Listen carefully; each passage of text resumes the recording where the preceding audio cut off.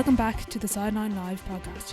You can follow us over on Twitter and Instagram at the Sideline Live. We'd love to hear from you. On episode 98, I'm delighted to be joined by Irish senior women's international and now professional soccer player Chloe Mustaki. On this episode, we discuss her journey to become an elite level footballer, beating cancer and an ACL tear. We also discuss resilience, success, and so much more. I thoroughly enjoyed chatting with Chloe, so I hope you enjoy. Hi Chloe, thanks a million for joining me on the podcast. Thank you very much for having me. You've had a massive few days since we've organised to record this. Congratulations on your latest news. Yeah, thank you very much. A bit of a whirlwind past week, I could say. So yeah, big change for me, moving over to Bristol, playing full-time football, but it's all really exciting. You know, worked quite hard to get here, and as they say, the hard work really only starts now. Brilliant. For you growing up, Chloe, was there any particular player that or coach that had a massive impact on you at any stage in your career? Kind of looking back, is there anyone you can kind of attribute anything you've achieved now to their help and their advice? The honest answer to that is probably no. I've never really had anyone that I've looked up to massively throughout my career or so far. Every coach has been a help to me, on the way to getting to where I am today. I started off playing at Park Celtic with with the boys club, and at the time, I was the only girl playing. So I did have a coach, Ronan Reid was his name. I actually bumped into him near my house a couple of weeks ago, and I was telling him I was chatting to Bristol City about a potential move, and he was egging me on. So in a way, I think he's had a big impact on my career. My mum's stayed quite close to him as well over the years in terms of, just bringing him up to speed on where I'm at. So no, I think he's been great, but generally speaking, I think all my coaches have had some sort of impact on my career, but there's been no standout person, I think, to be very honest with you. Yeah, I know for underage you would have played with the boys, and then you moved over to the women's side of things, and you joined P-Mount at a young age when the league only started. When you look at that dressing room now and look back to the players that you would have been training with and learning from at the age of 16, how big is that for younger players to be, like I had Karen Duggan on, her leadership, her physical ability as well. How big is that for a younger player to kind of play above their age group, and you see the benefits of that from your experience? Yeah, it is massive. So yeah, when I first played for P-Mount in the first year of the Women's National League, I had the likes of Karen Duggan, Sarah Lawler, Stephanie Roach, Anya O'Gorman, all of those, massive players there to help me on my journey that was only kind of starting really at senior level. No, it's really important, and you see it even in the international setup now with Vera, for example. Like, we have a lot of young girls, Abby Larkin, 16, 17-year-old girls who are getting that experience, from a very young age. It can be a bit of a sticky situation for girls that maybe aren't ready for it. I think it's important to make sure that there's enough support around young girls so that they don't kind of,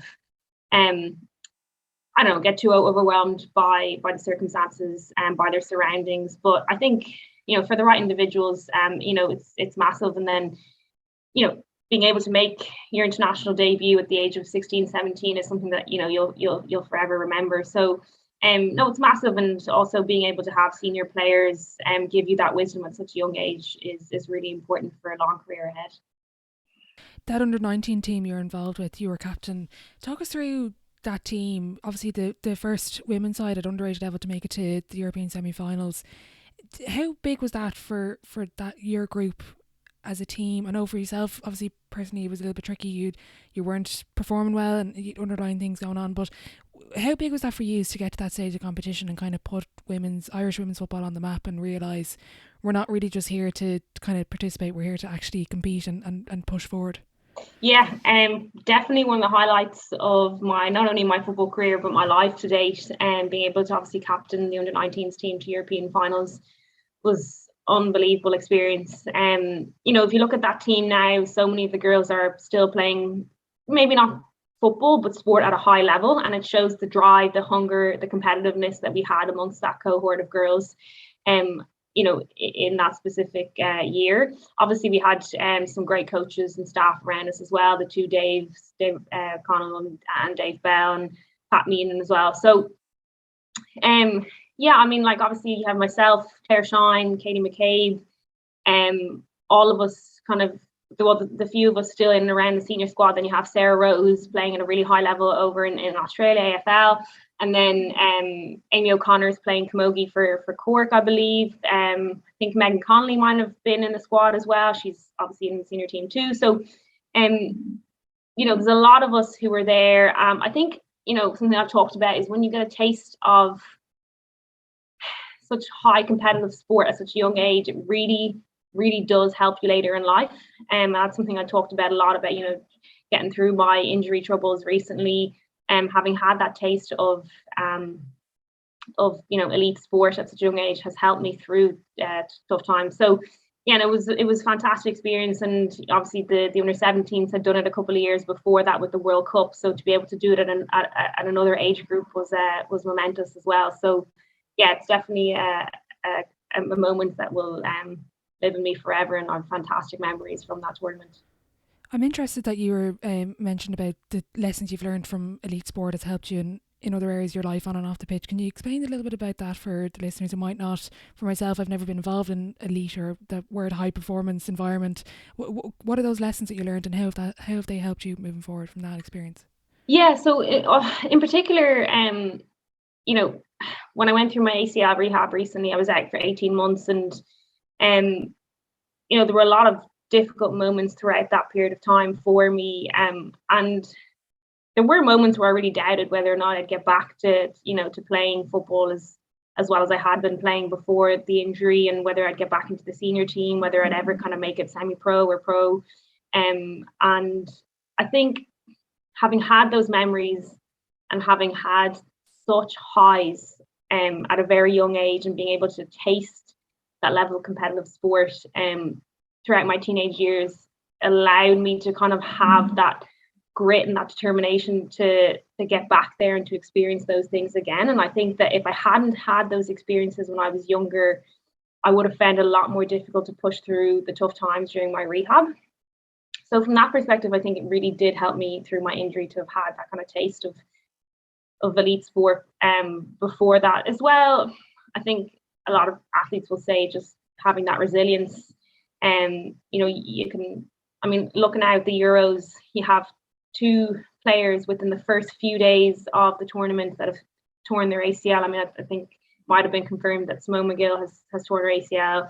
Obviously Alexia Putellas tore her ACL the day before, and like, you work for months and months and months to get to a major tournament like that, and within the first 24 hours it can be taken away from you. So those girls will have learned a lot through their years of competitive sport, to be able to get them through this difficult time. So it just teaches you resilience, experiencing lows, experiencing tough times. And then as well, when I went through my Hodgkin's lymphoma, having had those moments through sport, it definitely probably did help me as well to get through that tough time. Absolutely. That's something I wanted to touch on, was when you go from such a high captaining your country and getting to the latter stage of a tournament to come back to, as you say, you go from the really highs to the lows.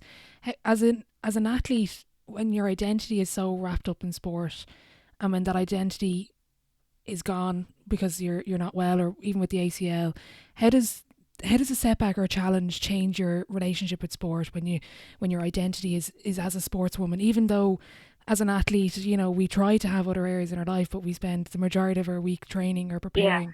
How does that relationship change with sport? Yeah, I think you just touched on it there. That's something that has always kind of, in a way, worried me about going full time, and it's kind of funny talking about it now because I've just decided to do that. But I hope, over the coming months to kind of dabble in other areas, and the extra time that I have, find other outlets to keep me sane through difficult moments that I'm sure we will have throughout the season. So I think it's important to never kind of dedicate your life 100% to one thing. It's important to kind of have, as I said, other outlets, have a good support system, and be able to find enjoyment in other things, because never going to be plain sailing in one area of your life. So to be able to lean in on whether it be people or other extracurricular activities or anything like that, that can just kind of take you away from tough times, it is really important. So yeah, I mean, that's something that I definitely will look to do. But yeah, I mean, when I went through that Hodgkin's lymphoma treatment, when I went through my ACL rehab, they were both extremely difficult moments in my life. But being able to, to dabble in other areas that I had never experienced before, or to be able to spend more time with my friends or anything it may have been, it's just important to kind of find those different outlets that'll kind of distract you. Did you ever develop a negative relationship with sport, particularly, let's say, with the injury because it was sport related? Was that ever a time, did it ever go negative for you, or what was that experience like? It became, not really, it just became a massive mental challenge for me, particularly through my ACL rehab. Definitely mentally was a very, very tough time. Not something I've even really kind of worked, not something I've even really worked through yet, I think, at this point. Like, you talk about mental health, and growing up, I would have luckily never kind of had any mental health issues. And then you think, with my upbringing, education, everything, I've had massive support around me the whole time. And then, I get to the age of 25 and this injury, strikes in my life, and straight away, well, not straight away, but within a few months, I'm, nowhere near as mentally strong as I really thought I was. So it takes new challenges probably to grow and to get stronger. And that's what it is. It's all about failing and challenges, and being able to kind of overcome them really kind of develops you as a person. So everyone needs those, unfortunately, to be able to grow as a person. And I've had, quite big challenges already, which is good. It'll only hopefully work in my favor going forward. I think so. Yeah, but first and foremost is having the right people around you. Absolutely. The word resilience, I think, strikes a chord with a number of different people. But for you, from all the setbacks you've had, what does that word mean to you? It's, I've listened to a lot of podcasts over the past 2 years since my injury, and I think resilience, it's about how you react probably to something that happens to you. I guess you can't affect what happens to you throughout life to an extent, and it's not about thinking why me, woe is me. It's about how do I react, how do I bounce back from this, and it's about doing that as quickly as possible.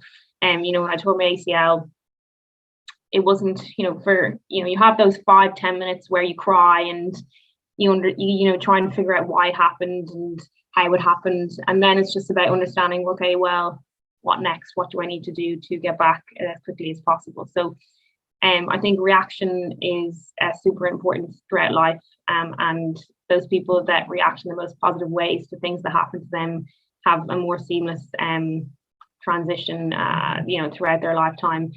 Everyone, as I said, everyone experiences tough times. How you bounce back from those. Brilliant. You mentioned the support you have from around you, and I suppose being an athlete, it's amazing. You have this other connection with players, and you share this experience. And obviously ACL injury is unfortunately quite common, particularly for women.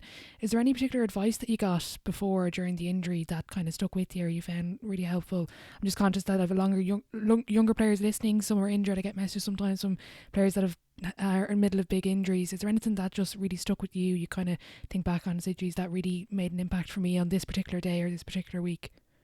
To be honest, as weird as it sounds, I really took solace in the fact that I knew a lot of people who had torn their ACL before and were back playing to, their absolute best. I mean, I take Brianna Jarrett as an example. When I tore my ACL, she was, flying at Brighton at the time, and she had torn her ACL, I think, 3 times at that point. And look at her, she was in the form of her life. And doing fantastic things over in WSL, killing it with the Irish team. And I think I look to people like her to feel like, if they can do it, there's no reason why I can't do it. So that was the kind of my first reaction. I guess when you're going through a difficult time like that, you also need to realize that it's about making the most of it.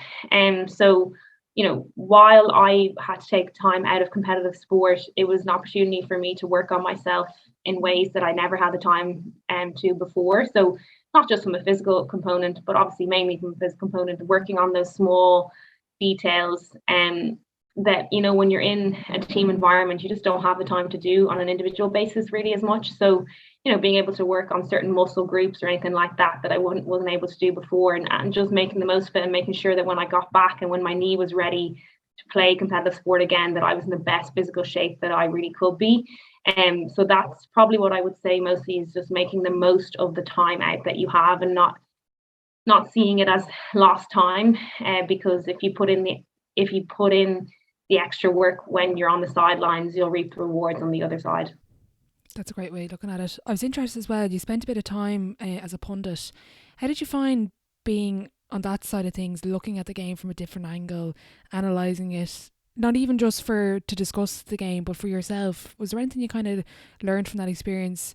I suppose I'm currently going through a big injury, kind of the latter stages of it, and I've started coaching, and it's like you get this 360 view of the sport that you're so used to only having that 180 on the pitch view. Was there any moment that you had that realisation, or was there anything you picked up on from your time watching the game from a different angle? Honestly, not particularly. I mean, for me, the biggest thing that I got out of punditry was being able to continue being involved with the sport, indirectly as such. So that was massive for me, just from a mental perspective, being able to still watch on, specifically the international team, being able to somewhat be involved in the hype. And that was so important to me for a mental perspective. I think, I guess having, looking on the game from the stands as such, although it was the studio, was beneficial as well to an extent. I mean, something that I haven't done much of at this point, because I have been playing at it mostly at an amateur level, is kind of video analysis, looking at it from a broader perspective. So that was really, interesting for me, and understanding kind of phases of play and looking at formations and everything like that. So that was an insight into the game that I'd never really had before, and mostly because I was working full time, I was training, and I just didn't have the time to put into kind of analysis. And obviously that's something that I'll be able to do a bit more this season now. But no, not really. Kind of was more so for me just, being able to stay involved in the international setup to an extent while I was injured. I want to ask you about that. How during the Women's National League, how do you balance playing a very high level of football with huge commitments as well as full-time work and all the travelling? And it must have been mentally and physically draining. Yeah, it was exhausting. I talked to some of my friends in Ireland who do it as well, and it's really tough. And I've openly said before, when I was living in London and playing for Charlton, I was working full time and I was getting the tube a few hours a day and I was traveling. I have no doubt in my mind that was a massive contributing factor to tearing my ACL. Your body is not conditioned to sleep 6 hours a night, work a full day, travel 2 to 3 hours a day, and then push itself on a pitch for 2.5 hours, or gym pitch, whatever. So it was extremely difficult. The past, since starting that back in 2019, it's been a really difficult few years for me. Obviously I went through my ACL rehab, but I was still working full time. I was still pushing myself in the gym. So to be honest, to be able to just take a step out of full-time employment as of last month, and now be able to dedicate myself to football, is an incredible feeling. I just don't think it's healthy for anyone to be doing that. Unfortunately, it's still a necessary process for a lot of females and males, but particularly females, when the sport is not as developed. Financially, we need to be able to live. So I wouldn't recommend doing it for a prolonged period of time. As I said, I think it was a massive contributing factor to me tearing my ACL, but needs must, and sometimes it's the only way for to be able to get to where you want to go. From your experience of playing abroad, is there anything that they do particularly well over there that the Women's National League can adopt, and particularly from an angle of developing players to have the opportunity to go abroad? We've mentioned some of the younger players, the talented under 17 and under 19 teams. Is there anything that you've seen that you'd like to see the league implement to help create this new path for professional players, so they don't have to go through that process that you went through and you attribute now to your ACL injury? Yeah, well, a lot of what other European countries are doing is that they're mixing kind of education and football together. So there's a lot of countries, the likes of France, for example, where the girls are living together and going to school together and training together in the afternoon. So the girls will go to class in the mornings from whatever it may be, 9 to 12, and they'll have lunch together, and then they'll train together in the afternoons. And obviously, to an extent, their education is tailored, but they still come out, the other end with, leaving cert, GCSEs, a degree, and have, from a football perspective, are fantastic players. So that's ultimately where we need to get to. I think we're a long way away from that in Ireland. At the moment, what we really need in Ireland is just kind of more resources, and we need kind of better monitoring, better S&C, better resources, better everything, from even just training in the evenings, and then we need to look to kind of combining the two in a few years' time. But yeah, we really just need resources so that everyone is kind of doing the right training, because right now everyone is doing their own training, showing up, doing an hour and a half on the pitch a few times a week, and it's just not enough, unfortunately. So yeah, we just need more resources, which hopefully will come in the coming years. Absolutely. When you get to such an elite level of sport, I know you're a fan of the High Performance podcast, and something they reference was world-class basics. Is that something that you've kind of seen from your time? Is when you get to such an elite level, say the Irish senior women's team, do you practice the basics, or is it just something that everybody just has at that point? Oh, absolutely. I mean, before training, you talk about basics before training, just doing some prehab work. I mean, it might seem insignificant, but it absolutely isn't. Even from a mental perspective, knowing that you've got your muscles primed to train at a high level is massive. And a lot of things are physical, but a lot of things are mental as well. So yeah, just making sure you get there early, do your stretching, do your foam roll, and do your band work. All those little things, just doing them daily, make a massive difference in the end. So, and that's something that I definitely practice every day before training, and the girls do it here as well at Bristol, and all the top sides do it. So, and it's about doing something kind of consistently, maybe small, but just doing it every day, and at the end, it's a big leap. Is there any particular underrated skill or attribute you see in the game at the moment that maybe coaches or younger players or anyone in general is just maybe overlooking from your perspective? Is there anything that just stands out? I think it probably just would be that. It would be just consistency. It's all about consistency, unfortunately. So you have to have the dedication to do things day in, day out. And it doesn't have to be massive, massive gestures or anything like that. It's just small little things that you chip away at every day, and at the end will make a big difference. And as well, it's about showing up when you don't want to show up. I mean, everyone has bad days. Everyone has days where they don't want to go to work, where they don't want to train, even full-time athletes. But it's about showing up on the bad days and doing something, and every little helps. So yeah, I think it's just about being consistent and being disciplined, which is easier said than done. But even on the bad days, just showing up to the gym or showing up to training and giving it what you can, even if it's 20% less than it was yesterday, it's adding something to the bank. Can you give us a bit of an insight into the Irish senior women's setup, the professionalism, the what the players bring to it? Give us a bit of an insight that I would never be able to get an insight into, and how professional is this team, and what have you learned from the other players involved?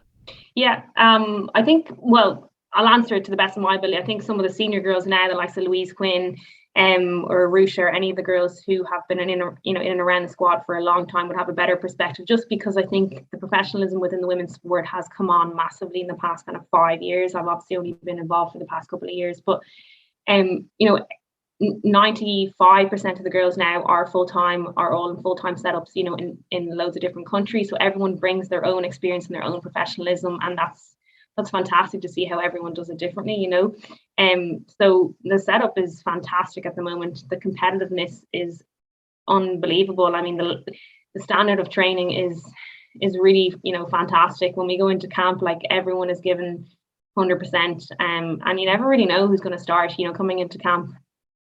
even though, a set of 11 have started in the previous competitive game, there could be, 2-3 changes at least for the upcoming game. It's just about who's performing. And so it just goes to show that, everyone is working hard in training, which is fantastic because it brings up the level, and then it brings up the level for all of us going back into our clubs then after. So no, but I think just the fact that everyone is almost everyone in the squad now is full time is massive, and it brings a lot of kind of competitiveness, but also professionalism day in, day out in terms of how we train and how we carry ourselves around camp. Is that competitiveness the big difference between kind of the club level to international level, or is the full-time professionalism that's also attributing to that as well? I think it's just the standard of the game. Everyone is playing. Also, the fact everyone's playing in different countries, everyone brings something different to the team when they show up to camp. Whether it be slightly more kind of athletic or slightly more that technical ability, the likes of Denise O'Sullivan. Everyone just brings a different spark to the session, and we all learn from each other. So it's great. We're not all playing in the same league, and as I said, between technical ability, physical ability, tactical ability, we all bring different things to the team. When you get to that level, is sport more physical, mental, tactical? What is the kind of the biggest pillar of all of those factors you've just mentioned? Yeah, I think definitely the biggest pillar would still have to be the kind of physical aspect. You need to be able to play a 90-minute game at a high intense level. So your recovery rate, something that Vera goes on a lot about, your recovery rate needs to be very, very good. So you need to be able to kind of run, a 100-yard burst or whatever it may be, take, a 10-second break and then do it again. So that's definitely the biggest pillar, I think, at international level, is being able to do that over and over again for 90 minutes. I think the mental aspect does come into it a lot more than what people think. For example, like coming into the Irish setup, being able to be okay with, one day starting and then the next day not starting, and just being able to be your teammates' number one fan. That's really, really important, and that's about being professional about it and wanting the best for everyone. So I think, of course, physical aspect is massive when it gets to this level, but also mentally, just being confident when you're with yourself and your ability, but then being respectful of others and understanding that fantastic players around you and everyone wants the best for each other. Like, that's kind of come up a couple of times in episodes, that you're so selfish in the individual preparation, and you don't go out drinking, you don't, let's say your non-football friends, you're probably, sports people have to be selfish to get to where they want to go to, let's say, to represent their country. But then when you get to the point of representing your country, you can't be selfish, because then it's about the team, it's about the unit, it's not about you as the individual. Yeah, exactly. I think we're all, as elite athletes, we're all super, super competitive with ourselves, which is great, obviously, because it has allowed us to get to where we are today. But then, being able to take a step back when you get in, into the international camp, and set up, and wanting the best for everyone, and wanting the best for the team and for the nation, and just wearing the badge with pride, and understanding that, like I said, the standard of women's football is growing so fast, and to understand that there's thousands and thousands of players just like yourself who deserve the opportunity to play too. So look, as I said, it's just fantastic to be involved in that team, and especially with the standard at the moment, it's a privilege. So whether or not you play, it's just about taking on the chin and wanting the best for those around you, wanting the best for the team. Speaking of playing, can you describe what it was like to get back and to represent your country after all of the setbacks you've just talked through? And I can see the smile already on your face. Yeah, I've had a surreal kind of past 6 months, really. To think that, it's the 11th of July today, I wasn't even back playing competitive football this time last year. Wow. I think my first game back for Shells was kind of around the 20th of August, so in about 5 weeks' time. So how, what a difference a year can make, is massive. So, it's been an unbelievable year for me. As I've said on social media, like, I thank Shells a lot for the support that they've shown me, in getting back onto the pitch last season and supporting me through, the last few months of the season. And then, yeah, I mean, I have a lot to thank myself for too, I think, and it's important to recognize too, and put in so much hard work throughout that ACL rehab, and waiting for my knee to be ready, and trying to, as I said, work on those little things that maybe I never had the time to work on before, and so that when I did come out the other side of the ACL rehab, that my body would be kind of in a good place. So yeah, no, and look, obviously Vera gave me the opportunity to come in La Manga camp back in February, when Niamh Farley had to pull out. So, that was an opportunity for me to come in and show how hungry I was and how determined I was to kind of stay within the setup going forward. And luckily that's been the case so far.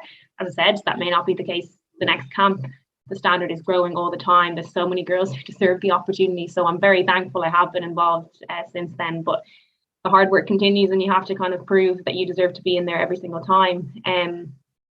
But no, look, it's been an unbelievable 6 months in particular for me, and long may that continue. Obviously now I'm in a full-time setup, which hopefully will give me a better chance to kind of be a consistent player within the senior team, and that's all I can hope for, really. Absolutely. After your debut, obviously people texting you, kind of acknowledging what you've done from their perspectives, but was there a moment where you kind of were sitting by yourself and you said, you kind of acknowledged everything you've gone through and just said, I did it, like I actually got through it all, and I've reached where I've wanted to go? Yeah, for sure. I mean, like, playing against Sweden was a dream come true, and in a competitive game in a massive stadium with whatever it was, 10,000 people watching us live on TV. It was unbelievable experience. As I said, I'd only got back playing about 7 months before that, and here I was making my competitive debut against world number 2. So it was unbelievable. I think the moment of realization for me came probably more so against Russia in La Manga. That was my first cap as such at senior level, and that was something that I really, really just worked so hard to get to after everything, the Hodgkin's lymphoma, the ACL rehab, and making sure that I got my undergrad, making sure that I got my master's, making sure that I got my work experience in, taking off all those personal boxes for myself. I'm not saying everyone needs to do that at all, but that was what I wanted to do, and then still come out the other end and get that senior cap was unbelievable. I played 90 minutes, got player of the match. Like, it was a dream first cap for me, albeit not a competitive cap. It was unbelievable, and then to be able to go on kind of 2 months later and get my first competitive cap against world number 2 was unbelievable. So yeah, as I said, I have so many people to thank for on my journey, but I also have to be proud in the sense that I put in so much hard work over the years to get there, and I can only hope that there's more to come. I recently interviewed Tom Elms, and we spoke about that Sweden game, and he said we were brought back to reality fairly quickly coming home. But for Irish football, and for women's football in particular, how big of a result is that game? Do you think this is kind of don't want to say monumental moment, but how big is that world number 2 to come out with that performance? Is this kind of the start for this team moving forward? Was that kind of the benchmark that you realise, look, we're actually really at this point? Because maybe last year, maybe there was questions that you were, but I think, did that performance for you as a team kind of help you realise that we're actually really here and at this level? Yeah, I think so. It definitely showed that we're getting closer anyway. I think anyone watching that game will see that, we had our backs to the wall for most of the game. So in terms of it being a real even game, I don't think anyone can say that. I think we defended exceptionally well, and obviously we scored a fantastic goal, good combination play between Megan and Katie.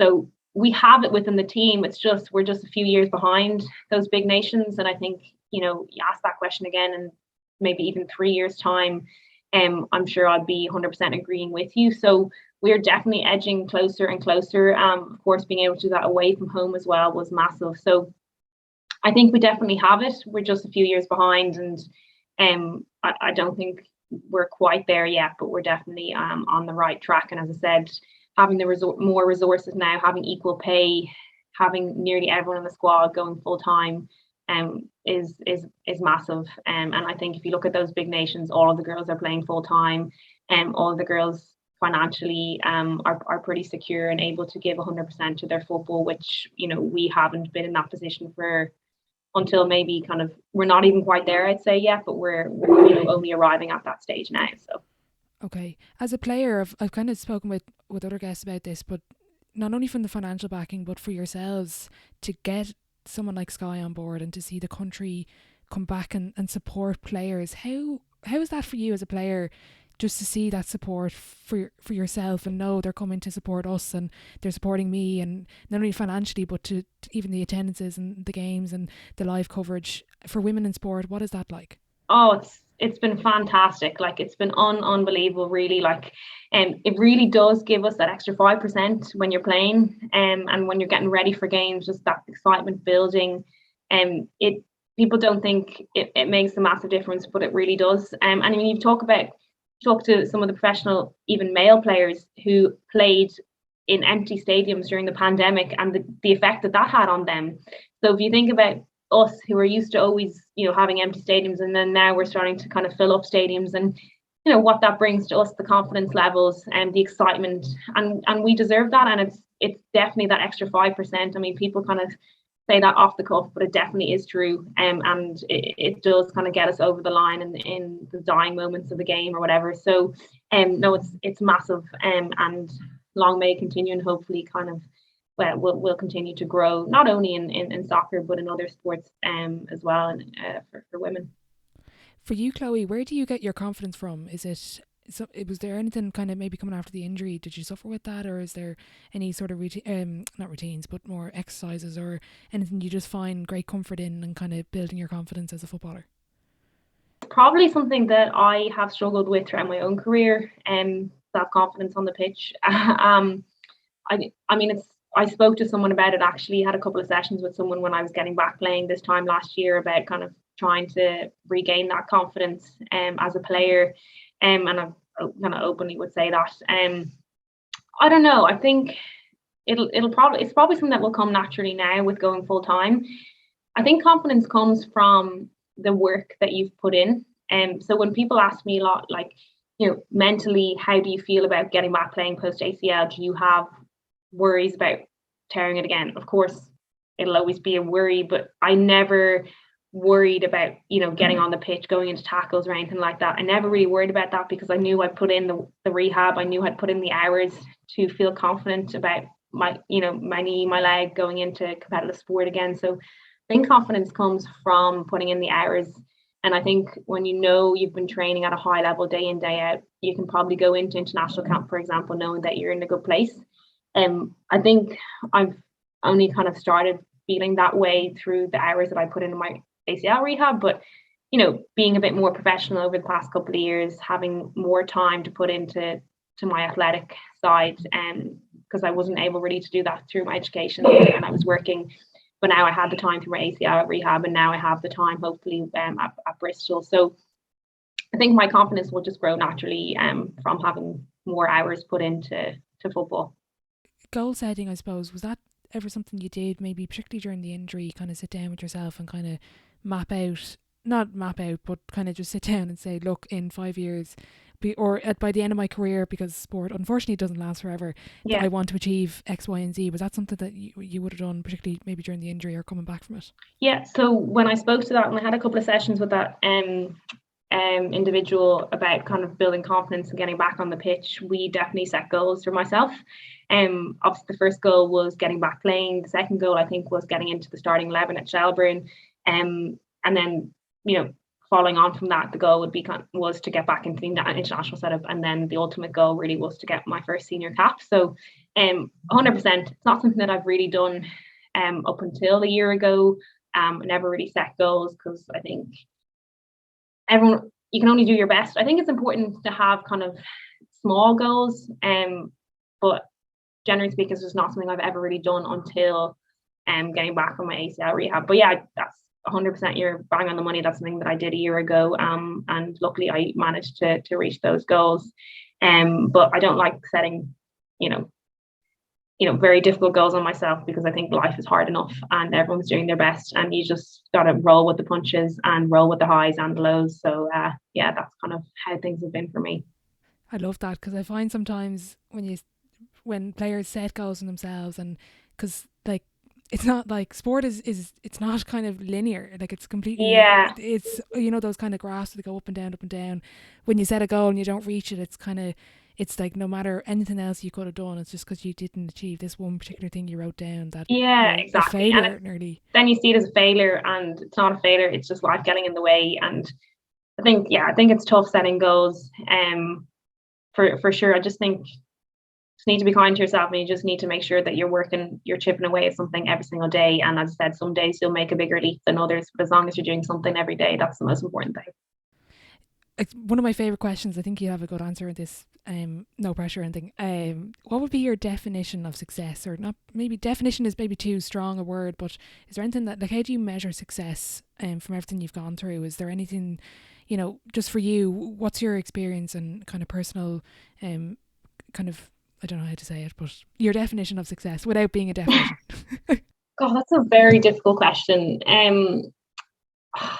I think success is probably being happy to an extent, being content in maybe a few different aspects of life. I think if you're succeeding 100% at one area of your life, is it really success? If you're not happy in your relationship, if you're torn up about the relationships you have with your family, or you feel like you don't have friends to lean on, or I don't know. I think I never really look at success as being kind of the end goal for one thing.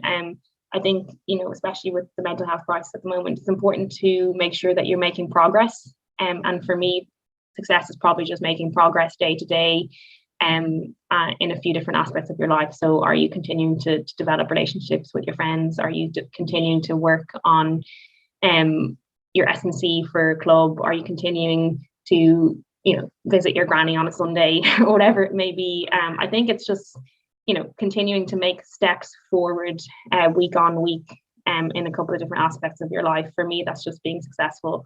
There's no end goal, because when you reach that end goal, then it's kind of like asking yourself, what next? So, I mean, when I caught up with that individual that I had a few sessions with after my first competitive cap against Sweden, and he's like, so, how do you feel now? You've reached that goal. How do you feel now? And I said, yeah, I feel happy, but I still, I definitely could be happier, and I definitely feel like, okay, well, I feel tired now because now I need to kind of set another goal, or now I've got more to work towards. And there never is an end goal. There, as Matthew McConaughey says, there is no yet, because you're just going to continuously have to work towards something else. So I think success is just making progress day in, day out, and don't focus on one single thing. Make sure you kind of have different areas of your life to kind of improve on, because sometimes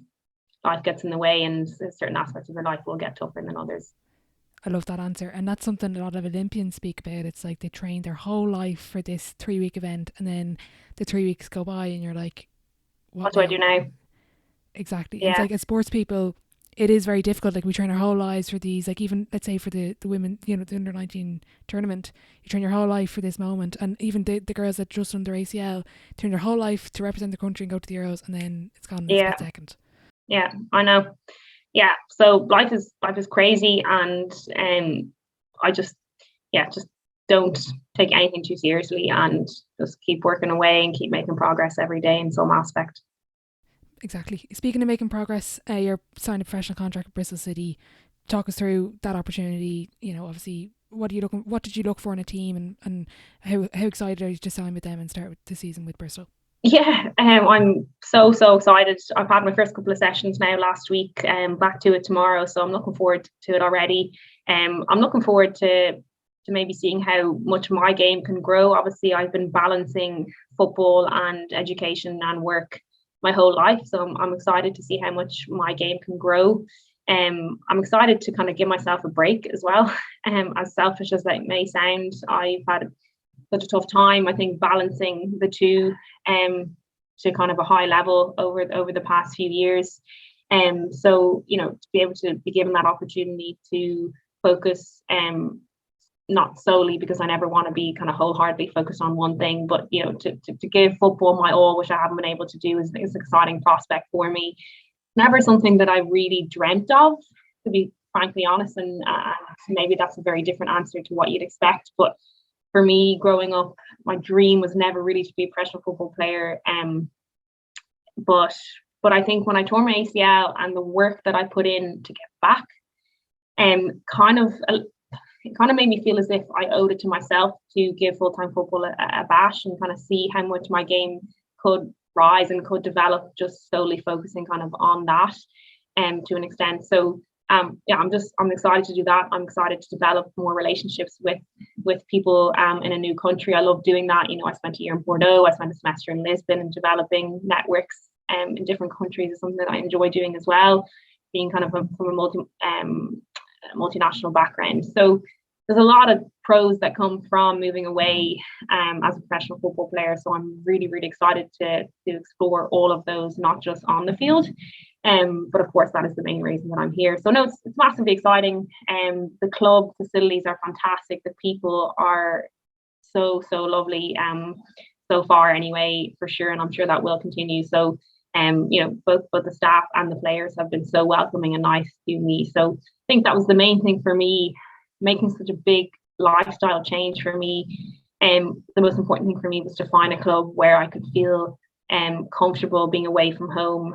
And I think that is another aspect of, kind of going full time. Something that scared me about doing that was dedicating my life to one thing. And that's something that I've never really done before. I've always liked having kind of, as I said, dabbling in a few other areas to make sure that, if one didn't go particularly well, I'm still being able to kind of plunge myself into another one. So that's something I hope to be able to do now once I'm fully settled, is, start to learn how to cook better, start to maybe do some volunteering, start to get back to art. I loved to art growing up. So just making sure that I can find other outlets when there'll be days, as I said, there'll be losses that will be tough to take throughout the season and stuff, and making sure that I can bounce back from them, not only on the field, but also outside from a mental perspective. What do you think you're going to bring to the team from all, your experiences at every level, and what do you think you're going to bring to that squad, and not only on the pitch, but off the pitch? Yeah, hopefully on the pitch I can bring quality as well. I mean, the standard is fantastic here. Hopefully I can bring my own quality as well.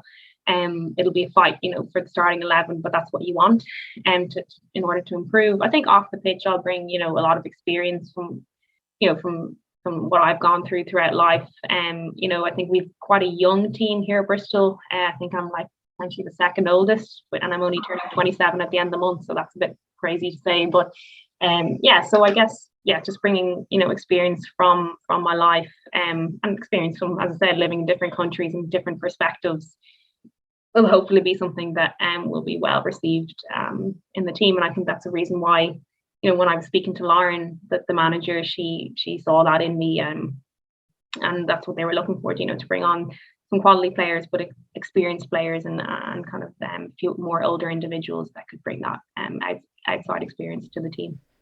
Something you mentioned there earlier was podcasts, and I know you listened to the High Performance podcast. Is there anything in particular you've learned from those guests, from Jake and Damien, from the lessons they've discussed and the values that their guests bring? Is there anything that just stand out for you from listening to that show? Yeah, God, so many. I mean, when I was going through my rehab and during the pandemic, all I was doing was kind of walking, and because I couldn't run for a lot of the period of time, and I was just walking a lot and listening. So many. But I think the main one I've already touched on is, it's you can't affect what happens to you, but it's your responsibility to be able to react accordingly. So I think that's the main thing that I've learned from listening to that podcast, is all these successful people that go on that podcast have failed numerous times or have gone through such difficult periods throughout their life. But what's allowed them to finally reach a certain level of success is how they've responded from those difficult times. And that's the main thing, is just, it's your responsibility to react accordingly and to react in a positive manner when something negative as such happens to you. So that's probably the biggest lesson that I've learned from listening to that podcast. Okay, very good. Everyone can go listen to that podcast after you listen to all of my episodes. Yeah. I'm gonna move on to the sideline 7. It's the same 7 questions at the end of every episode. Question 1: what is your favorite quote? I have a quote in my Twitter bio, and it says, "It's not the world against you; it's just you against yourself." And I think that's a fantastic quote especially for someone like me. I'm more competitive with myself than I am with other people. Probably not something I should openly say, given I am in a team sport. But anyway, sometimes it can be easy to think that oh, woe is me, and why is this happening to me, and this isn't happening to all these other individuals who are thriving. At the end of the day, you don't know what's happening behind closed doors, and at the end of the day, the biggest competition is just with yourself, and it's just about being honest and open with yourself and working towards your own personal goals. And the world, no one is against you. No one cares enough in this day and age about other people. They only care about themselves. So just keep working on yourself and stop thinking the world is against you, and just react positively to, as I said, to negative events. Brilliant, love that. Question 2: what's the best sporting event you've been to? And you can pick one as a fan and one as a player. Oh, as a player, I'd say definitely the World University Games. I was lucky enough to go to 2 of those, one in Taipei and one in Naples, and they're just unbelievable events. They're essentially like a mini Olympics. So as a player, they were kind of fantastic experiences for me. Just to be able to kind of see how these big events unfold. So for sure, they'd probably be top of my list. As a fan, can you believe it? I haven't really been to that many big games really. So I don't really have a standout moment as a fan yet. Although, having been to some of the Ireland senior women's games when I was out injured were kind of big moments for me, and obviously I was their biggest fan when I wasn't on the pitch. So Is there anything on your kind of sporting bucket list that you'd love to go see, like a particular event, or it doesn't have to be football, any particular sporting event? I'd love to. Well, just speaking, I'd love to go to Wimbledon. Um, yeah, tennis. Tennis was kind of big in my life up until about 14 years of age. I was really kind of dual playing the 2 sports, and kind of had to pick at a certain point just because I'd kind of broken into the Irish underage setup, and with education everything was all getting a bit too much. But I played tennis to a high level when I was younger, so I would love to go to Wimbledon and see that live for sure. Question 3: we've spoken about it this already, but the biggest setback or challenge so far in your career, and how did you react to it? Yeah, definitely the ACL. Although it's probably difficult for people to understand that, because obviously I went through cancer treatment, which is a massive kind of lifestyle change for someone like myself, competitive athlete. But luckily in my case, it was a very treatable cancer, and the process was quite straightforward in the sense that, 6 months of treatment, I would be in every second week for a full day of chemo, and all going well. In most cases, I'd come out the other side being okay, and touch wood, that has been the case, and hopefully it will continue. But with the ACL rehab, it was, although it was predetermined in the sense that, look, this is what you do, you get your surgery, this is what you do in phase 1, this is what you do in phase 2. It was so kind of different experience for me than what I expected before. I had a lot of troubles in terms of my rehab. My knee was so cranky, and I found that process, it was a long process as well. It was 18 months versus kind of 6 months of chemo. So it was such a long process for me, and mentally it was extremely difficult. So they each had their challenges, but I think overall, and maybe I'm biased because the ACL has been more recent than the chemo treatment, so that does probably play a factor. But yeah, mentally, I was in the depths at some point, different points in my ACL rehab. So definitely that. Mm-hmm. The 4th question then, kind of on the flip side, what's been your biggest achievement on or off the pitch? Honestly, I think getting back from my ACL rehab is probably one of the proudest moments for me to date. As I said, I went through such a difficult time mentally, and I went to to dark places in my head throughout that ACL rehab that I never thought I would. So just getting back on the pitch and getting my first senior cap after everything is probably my proudest moment to date. Brilliant. Looking back, what advice would you give your 18-year-old self? Yeah, I think I mentioned it earlier, probably just not to take anything too seriously. Just don't take the losses too seriously, don't take the successes too seriously. Um, just enjoy life day to day as much as possible. And yeah, just, don't put too much pressure on yourself in any kind of aspect of life. Mm-hmm. Question 6, who would be your dream dinner guest and why? You can open up the table to a few people if you want. Coming back to kind of listening to podcasts, another podcast that I've recently started to listen to is the Feel Better Live More podcast. Okay. Dr. Ranjan Chatterjee, I can't really pronounce his name. Yes. Yeah.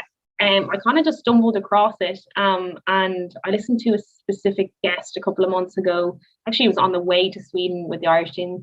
I downloaded this podcast for the plane ride, and it's Edith Eger. Don't know if you've heard of her.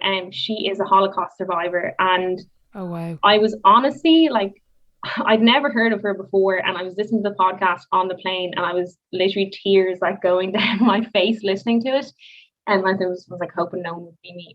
But she's just from that hour and a half of listening to her speak was without a doubt one of the most phenomenal people I'd ever listened to in my life. Yeah, as I said, she's a Holocaust survivor. She talks about her outlook on life.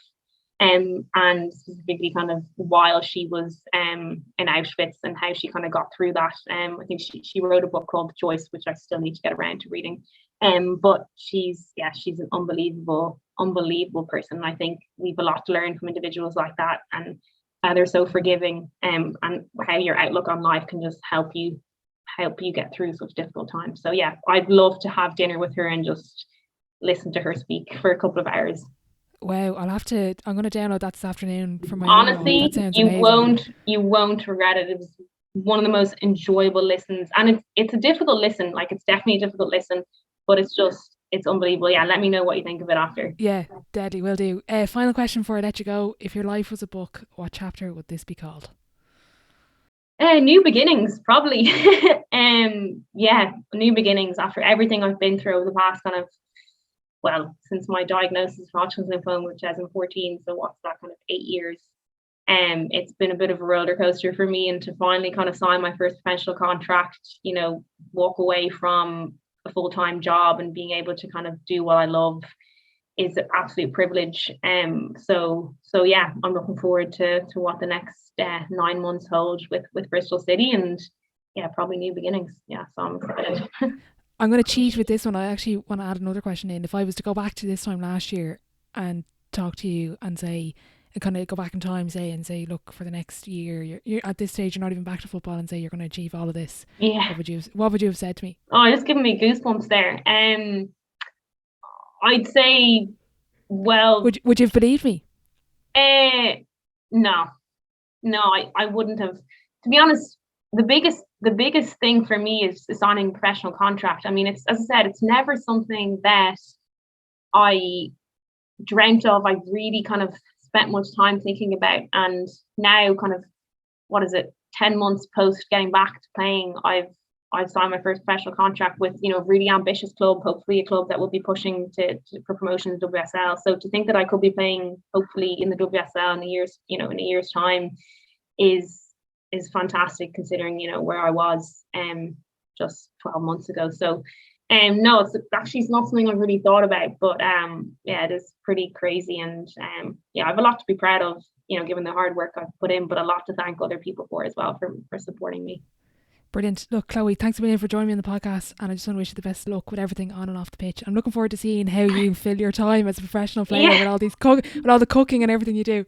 Yeah, definitely come back to me in a couple of weeks, because I need someone to put the pressure on me so that I don't just end up like a bum and not making the most of my time. So I can hopefully fill you in on some things in a few weeks. But yeah, thank you very much for having me on, and thank you, for everything that you do as well, as a podcaster and developing women's sport as well. We really appreciate that. So thanks for that.